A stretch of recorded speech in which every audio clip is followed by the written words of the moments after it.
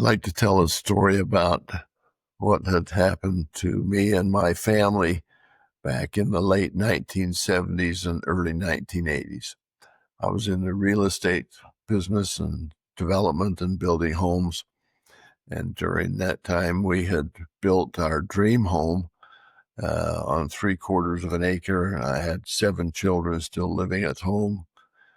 And the economy started to go south, and interest rates started to go up and up.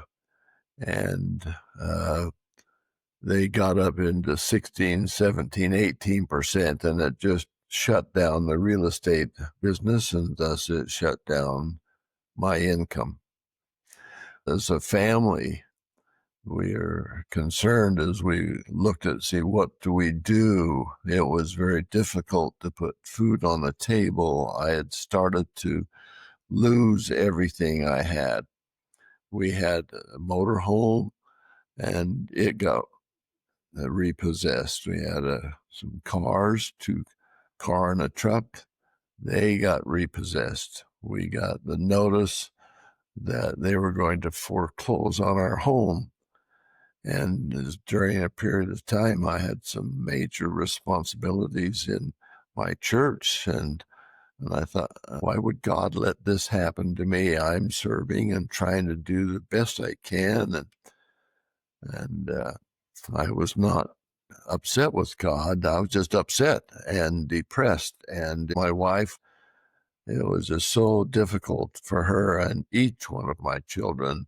It's hard for me to really know the impact totally it had on them, but it was really hard for them to see this and to go through it and see our possessions slowly deteriorate and go away. And during that time, there were angels that would come by and leave food on the porch. I had one good man that came and says, I think you're having some trouble. Here's $5,000. I've had small other amounts of money that was left on my doorstep. And so God was touching other people's hearts and saying, hey, there's a need. And they were responding, but it was like hell, frankly. And it came down to being foreclosed on, and we weren't sure of what we were going to do. We couldn't find a place to live. We didn't have any money to do it. And I got a phone call from this older couple who lived not too many blocks from me.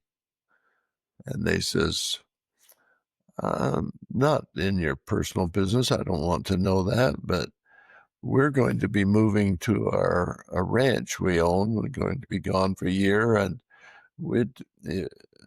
our home would be available. Would you like to come and live in it if you have a need? You wouldn't have to pay us anything, just pay the utilities and keep it up for us. And that door opened, and it made it possible for us to not be homeless, but we were right there on the door, on the brink of it. This experience really continues to teach me how God works through other people. He lets us suffer. He lets us go through our hard times and trials, and that was a hard time. It was as difficult a time as I've ever had to go through. But God loves us. He cares.